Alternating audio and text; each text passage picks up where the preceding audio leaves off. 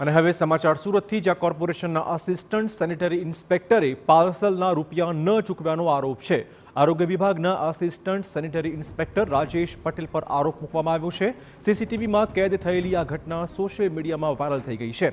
Pizza શોપમાંથી parcel લઈ રૂપિયા ન ચૂકવ્યાનો આરોપ છે. દુકાનદાર તરફથી કોર્પોરેશનમાં કરવામાં આવી છે બાબતની ફરિયાદ.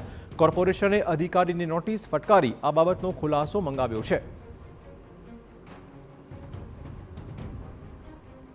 આરોગ્ય અધિકારી દ્વારા મફતમાં પીઝા ખાવાનું, એના અનુસંધાનમાં Surat municipal corporation central zone દ્વારા તપાસ કરતા જાણવા મળ્યું કે એક sanitary sub inspector ward number 11ના હતા.